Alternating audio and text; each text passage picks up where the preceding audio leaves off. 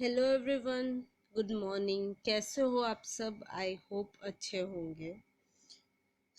आज के क्लास में हम नया चैप्टर केमिस्ट्री का यूनिट नंबर 1 जो फैब्रिक्स केमिकल एंड चेंजेस है वो स्टार्ट करेंगे। उसमें जो chapter number 3 fibre to fabric, वो चैप्टर आज हम स्टार्ट कर रहे हैं। नया यूनिट, उसमें फर्स्ट चैप्टर। और नए यूनिट में टोटल 3 चैप्टर्स है। फैब्रिक्स है, fibre to fabric, second is acid base and salt, and third is physical to chemical change. तो उसमें जो फर्स्ट चैप्टर है which is fibre to fabric, वो स्टार्ट करेंगे, जिसमें हम नेचुरल फाइबर्स, सिंथेटिक फाइबर्स क्या है, कैसे बनते हैं, उसकी बात करेंगे। So now before we start, can you think कि क्या नेचुरल फाइबर क्या होते हैं? If you have learned standard 6, you should know कि नेचुरल फाइबर्स क्या होते हैं। आई होप सबको पता है। जो वूल है, नेचर में से मिलते हैं, जो वूल है, कॉटन है, that are all the natural fibres जो हमें एनिमल और प्लांट्स में मिलते हैं। So now, which clothes would you wear in the cold region like Kashmir, and what are they made up of? अगर कश्मीर की बात करें जहाँ पे बहुत ठंड है, वहाँ पे कौन से कपड़े पहनोगे आप? वुलन कपड़े पहनते हैं, राइट? जो गर्म एकदम है, जिससे हमें ठंड कम लग सकती है। Woollen clothes, woolen sweater, jackets, etc. we will wear. And what are they made up of? They are made up of wool, right? So now अभी बात करें कि would you wear that in the summer? जो woolen clothes है उसको summer में आप पहनोगे? Obviously no, we should not wear, right? So have you ever thought कि why woolen clothes are winter पहने जाते हैं? मतलब वुलन क्लोथ्स जो होते हैं वो सब हम विंटर में ही क्यों पहनते हैं? क्यों समर में क्यों नहीं पहनते? बेसिकली वी नो कि वुलन क्लोथ से हमें ठंड कम लगती है, उससे थोड़ी गर्माहट रहती है। तो अगर समर में वो पहनेंगे तो हमें बहुत गर्मी होगी, राइट? विंटर में पहनेंगे तो जो ठंड है वो हमें कम लगेगी। So now let us learn about wool and it's property. उसके लिए हम एक एक्सपेरिमेंट से स्टार्ट करेंगे। और उसके लिए हमारे पास एक कॉटन फाइबर होना चाहिए, वुलन फाइबर होना चाहिए और एक सिंथेटिक फाइबर होना चाहिए। उसके लिए I will show you one video on the basis of what you have to do the experiment. आपको घर पे नहीं करना है, but you can see here in the video how it is done, और ऐसे आप समझ सकते हो। Then we will talk on it.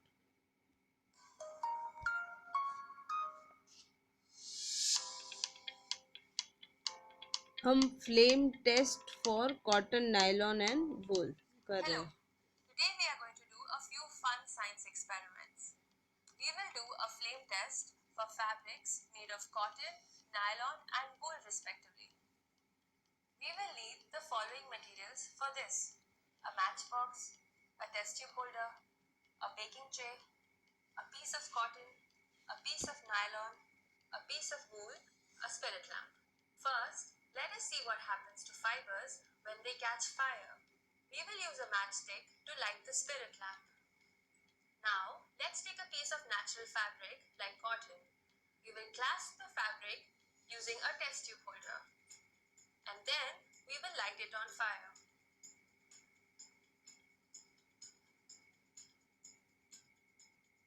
We can see that the fabric takes slightly longer to catch fire.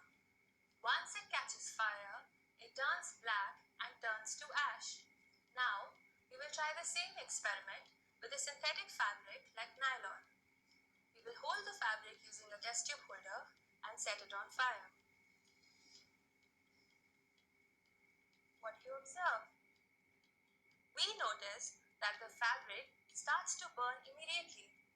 As it burns, it starts to melt and stick to itself. It also burns very quickly. Look at it.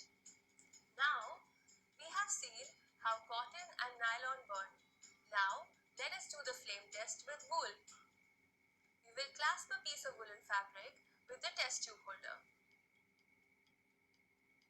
We will then bring it over the flame. What do you observe?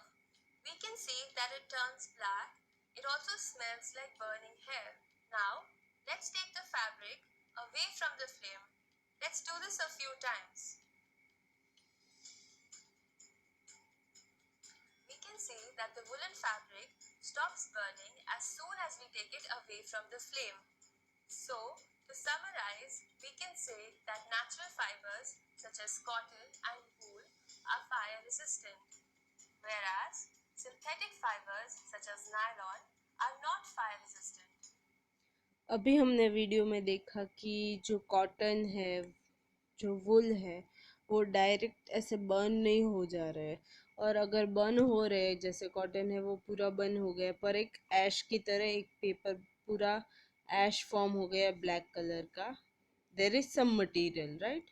और अगर synthetic fibre जैसे nylon की बात कर रहे हैं तो मतलब वो दिख ही नहीं रहा था, जैसे कैसे इधर ही वो पूरा चीज़ गायब हो गया, वो they will stick to itself, they will not become ash, right। और अगर वूल की बात करें तो वूल जैसे फ्लेम के ऊपर रख रहे हैं तभी बर्न होगा, बट वापस फिर बर्न नहीं हो रहा था, जैसे फ्लेम से दूर हो रहे। तो फिर हम ऐसे बोल सकते हैं कि नेचुरल फाइबर्स जो होते हैं वो फायर रेजिस्टेंस है, और जैसे सिंथेटिक फाइबर हमने देखा जैसे नायलॉन है वो सब, वो नॉन फायर रेजिस्टेंस है। Therefore, woolen fabrics are safe to wear around fires. Thank you. Happy learning.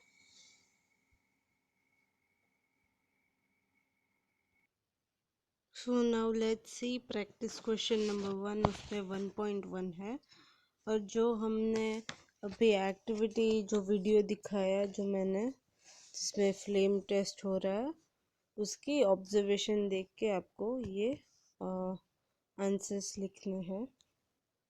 So did it continue to burn after moving away from the flame.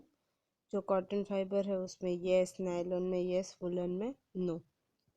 फिर burn होने के बाद did it leave any ash ash, then cotton में yes, woollen में yes, nylon में no. We saw that in the video. अगर नहीं समझ आ रहा है तो वापस वीडियो को पीछे ले जाओ और see it again. What kind of smell did it produce. अगर ये ट्राई होगा तभी आपको स्मेल का पता चलेगा, बट स्टिल जो कॉटन फाइबर है वो बर्निंग के टाइम पे एक पेपर जैसा फीलिंग आएगा कि पेपर जो बर्न हो रहा है तो उसमें कैसे स्मेल आती है। नायलॉन है उसमें प्लास्टिक जैसे स्मेल आ रही है, और वुलन है उसमें हेयर, कोई बाल झड़ रहे हो ऐसी स्मेल आएगी। Did it melt while burning. जो कॉटन है वो ऐश में के फॉर्म में कन्वर्ट हो गया, वुलन भी ऐश में, और जो नायलॉन है वो प्लास्टिक जैसा फॉर्म हो गया, उसने ऐश नहीं छोड़ी है। सो कंक्लूजन आप क्या लिख सकते हो कि natural fibres such as cotton and wool are less likely to catch fire, whereas synthetic fibers such as nylon are more combustible and can catch easily fire. So now how does woolen fabric feel? Woollen fabric, अभी हम properties of woollen की बात कर रहे हैं, तो woollen fabric कैसे feel होगा। अगर हमने वुलन फैब्रिक के इसको टच करें तो वो सॉफ्ट जैसा फील होता है, और फिर हमको we feel warm when we wear woollen clothes, right. Woollen fabric is soft to touch and we feel warm when we wear woollen clothes. So अभी वुलन जो क्लोथ्स हमें मिलते कहाँ से हैं। Wool is a fiber obtained from the flanks or hair of an animal such as sheep, goats and camel. वूल कहाँ से मिलता है। जो एनिमल्स के हेयर होते हैं और फ्लीस होती है, जैसे गॉट, शेप, कैमल, ये 3 एनिमल्स के जो हेयर होते हैं उनसे हमें वूल फाइबर के फॉर्म में मिलता है। फिर जो wool is natural biodegradable fabric that is soft to touch, और उसके प्रोसेस में हमको एग्जैक्टली स्वेटर, जो वुलन स्वेटर वो कैसा होता है कि अगर शिप है जो शिप में से हमें फाइबर मिलता है, a natural source of wool, उसमें से वूल को थोड़ा बायोडिग्रेडेबल बनाते हैं, यान में कन्वर्ट करते हैं, फिर उसके हिसाब से फैब्रिक बनता है। तो एक नेचुरल बायोडिग्रेडेबल फैब्रिक होता है जो सॉफ्ट होता है, उसको वूल बोलते हैं। और उसका काम क्या है, हमको थोड़ा गर्मी दे, it will keep us warm as the fiber of wool traps air within their gaps. As the air does not conduct heat well, the garment keeps the wearer warm. जो गर्माहट कैसे पैदा होती है कि जो वूल के अंदर एयर के जो थोड़ी स्पेस होती है वो हीट को कंडक्ट नहीं करती है और उसको गर्म रहता है, वो बाहर से एयर अंदर नहीं आती है, उसकी वजह से वो गर्म रहता है, right. It is fire resistant, it does not melt or stink to the sink. When it burns, it leaves an ash while also stops burning when the source of fire is taken away. हमने जो video देखा था उसमें भी देखा कि अगर fire से वूल के कॉट क्लोथ को अगर दूर ले जाए तो वो फायर छोड़ देगा, वो बर्न completely नहीं होगा, तो इसीलिए उसको फायर रेजिस्टेंस बोलते हैं। So now, if which fabric are safe to wear in the kitchen around a burning stove? Cotton and wool. वो दो चीज़ है ऐसी है जिसके फायर इजीली कैच नहीं करेगी, और इसके वजह से सिंथेटिक फाइबर्स जो नायलॉन और वो सब है वो इजीली फायर कैच कर लेगी, और दे विल मेल्ट और stick to the skin when they burn. All this nylon fibres और सिंथेटिक फाइबर्स, जो कॉटन फाइबर्स है, वूल और कॉटन है, वो किचन में इजीली पहन सकते हैं क्योंकि वो फायर कैच इजीली नहीं करेगी। सो हमने क्या देखा कि वूल जो है natural soft and biodegradable fibre है, और हमको गर्म रखता है, जो गैप्स होती है वो भर के रखता है, और air is a poor conductor of heat, so जो हीट है वो अंदर से एस्केप नहीं होगी, बाहर नहीं जाएगी, और बाहर वाली ठंडी हवा अंदर नहीं आएगी, इसीलिए वूल फायर रेजिस्टेंस भी है, और जो फायर रेजिस्टेंस है उसकी वजह से वो मेल्ट नहीं होगा, स्किन से स्टिक नहीं होगा, इसीलिए वो बर्न हमारी स्किन को बर्न नहीं करेगा। और वो अगर उसको फायर से दूर ले जाए तो उसका it will stop burning when the sources of heat is taken away. So अभी हमको पता है कि वूल कैसे बनता है, उसकी क्या प्रॉपर्टीज़ है, वो सॉफ्ट है, वो सब। नाउ वी नो दैट कि वूल जो होता है वो एनिमल्स में से मिलता है, और ऐसे थोड़े ही एनिमल्स है जिसमें हमसे वूल मिलता है और वूल बनता है, और उसके हेयर में से बनता है। तो now let us learn about them and the places they belong to. Wool yielding animals. Spot the difference between the two kinds of ship shown below.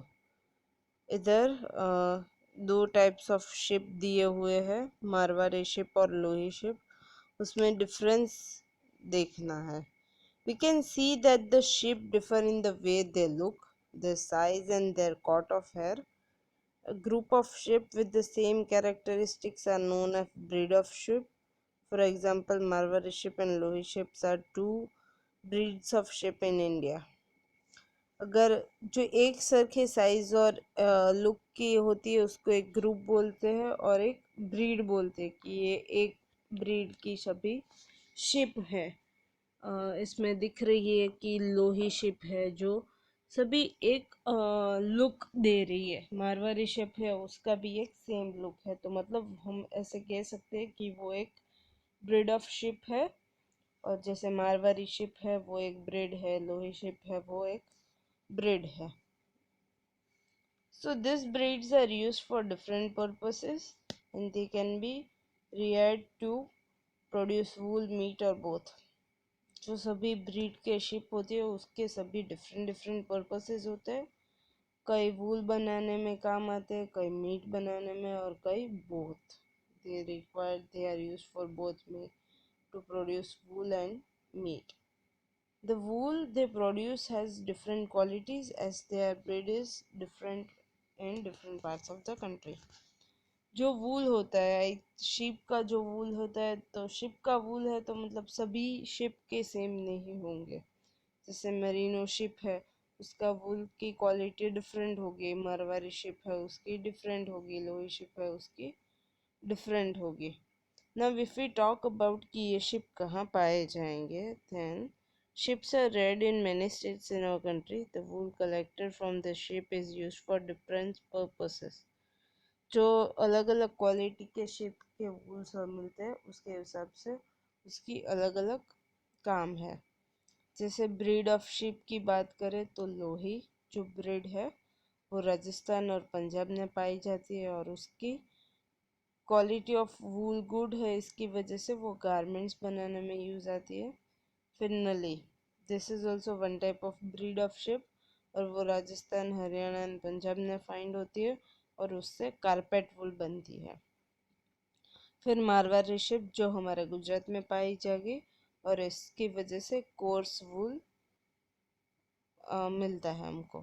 फिर नीलगिरी जो तमिलनाडु में पाई जाती है और जिसके पास क्वालिटी ऑफ वूल क्या होता है, fine quality of wool. So here is an small table on the breed of the ship और वो कहाँ पाई जाती है और उसकी क्वालिटी कैसी है वूल की।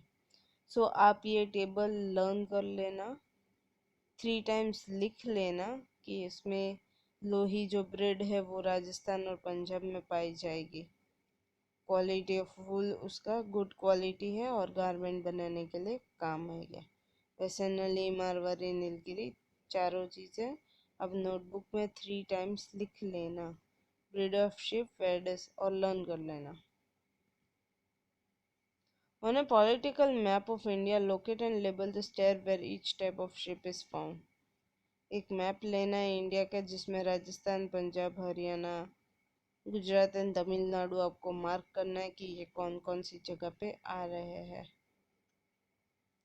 So if I give you, जो लोही और नाली शिप है वो पंजाब में पाए जाएंगे, then we can see here in the figure कि पंजाब इधर ड्रॉ किया हुआ है with an arrow.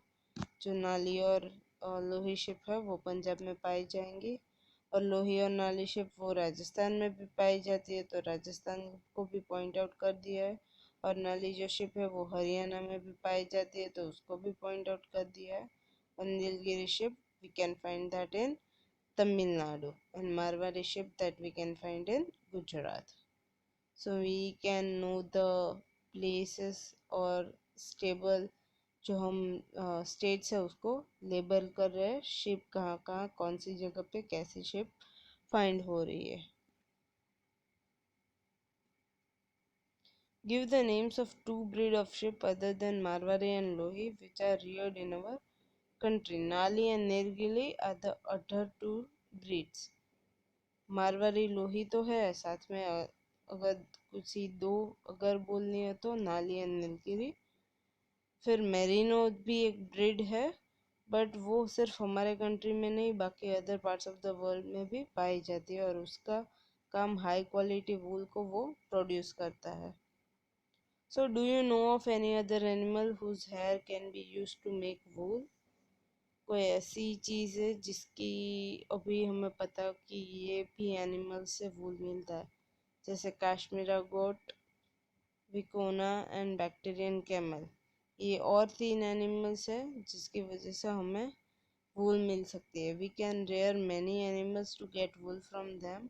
Animals such as cashmere goats, angora rabbits, yaks, Bactrian camels, llamas, vicunas and alpacas are the reared for the wool। ये सारे animals जो है वो वूल में काम हो सकते हैं। फिर जो कश्मीरी गोट्स होती है वो India, Nepal, Bhutan and China में पाई जाती है। विक्यूना फिर पेरू एंड अर्जेंटीना। और बैक्टीरियन कैमल जो होता है वो Mongolia, China, Iran and Afghanistan, वो 4 जगह पे ही पाई जाती है। So wool from other countries की बात करें तो Kashmir goats are found in India, Nepal, Bhutan and China. We know as India is in green color, Nepal is in blue, Bhutan is in yellow, and China is in red color. सो जो bacteria camels है वो Bactrian camel वो Mongolia, China, Iran and Afghanistan में पाए जाएंगे। तो उसके हिसाब से उसको भी मार्क किया हुआ है। और vicunas are found in Peru and Argentina, और उसको भी मार्क कर दिया है। सो will the quality of wood obtained from the different animal differ? जो अलग अलग क्वालिटी के एनिमल्स में से वुड लाया वो सभी डिफरेंट होंगे या सेम होंगे? अगर क्वालिटी की बात करें तो वो सभी चीज़ में कैसे होगी, सभी वूल सेम होगा नहीं होगा? Obviously no, that will depend on the animal और उसके प्लेस और वो कैसे बोन हो रहा है उसके ऊपर डिपेंड होगा। जैसे कश्मीरी गॉड्स है वो उसके पास सॉफ्टर फ्लीज है और कैमल्स के पास थोड़ी हार्डर फ्लीज है। तो Kashmiri goats wool is used to produce Pashima's shawl and Bactrian camel is used to produce carpet। तो ये दो एग्जांपल दिए हुए हैं। और अगर समराइज की बात करें तो फ्लिंस और जो हेयर होते हैं वो बनते हैं शिप में से और बाकी सब एनिमल्स में, राइट। और अगर डिफरेंट ब्रीड्स की बात करें तो डिफरेंट कंट्री में अवेलेबल है, डिफरेंट कंट्री में सभी का quantity of wool from the different breeds are different, और उसके हिसाब से सबके डिफरेंट पर्पसेस होंगे। So that's it. जो वेरियस एनिमल्स जो वेरियस प्लेसेस में है उसके बारे में बात की। आज के क्लास में हमने डिफरेंट प्रॉपर्टीज़ ऑफ वूल और वो हमें कैसे हेल्पफुल होगा और हमको कैसे वार्म करेगा गैप जो फाइबर में ट्रैप है, एयर में एयर जो ट्रैप है फाइबर में, उसके हिसाब से हमें पता नहीं चलेगा। और वुड जो होता है वो एकदम सेफ है फायर के आजू बाजू, और नायलॉन और पॉलिस्टर जैसे सिंथेटिक फाइबर है वो हमें नहीं पहनने चाहिए क्योंकि वो मेल्ट हो जाएंगे and then it will stick to our body. और फिर जो हमने देखा वो एनिमल्स है जो वूल और वो सब है उसके हिसाब से एनिमल्स को फाइंड करेंगे। सो that's it for today's class. Before completing आज का क्लास ख़त्म करने से पहले प्रैक्टिस क्वेश्चन नंबर 1 तो हमने किया, 1 में 1.1, 1.2 जो फिलिंग द ब्लैंक्स है वो करनी है। First is the finest quality of wool is obtain from weakness. Wool fibers are made up of the hair of the animals or fleece of the animals. Wood fiber traps air, which is the bad conductor of heat, and the wool that we get from Agrona goats is called mohair wool. The wool that we get from Angora rabbits is called Angora wool, and Labs wools and merino are the types of wool that we get from the sheep. Right? That's it for today. और आप आज के homework में पहले जो concept time number 1 है पूरा supplementary book page number 1, 2 and 3 और reference book 63, 64 and 65 page number, उसमें जो कॉन्सेप्ट टाइम नंबर 1 पूरा दिया हुआ है वो आप एक बार रीड करोगे। अगर उसमें कोई प्रॉब्लम आ रहा है तो आप मुझे कांटेक्ट करोगे, आप टेक्स्ट में, we will solve your issue. और प्रैक्टिस क्वेश्चन नंबर जो 1 है जिसमें 1.1 और 1.2 है वो आपको लिखना है टेक्स्ट बुक में भी और नोटबुक में भी, फिर मेरे को भेजना है। और दूसरा जो फर्स्ट चैप्टर बायोलॉजी का जिसको बाकी था बुक में लिखना वो आप सब लिख लेना till all the practice question. जो लास्ट हमने भेजा था प्रैक्टिस क्वेश्चन नंबर 16 उसमें जो 4 क्वेश्चन थे वो सभी मतलब पूरा चैप्टर कंप्लीट करना है, then you have to start this new chapter. सब चीज़ होमवर्क बुक में लिखना and then it you have to send it to me. Thank you all and have a very nice day.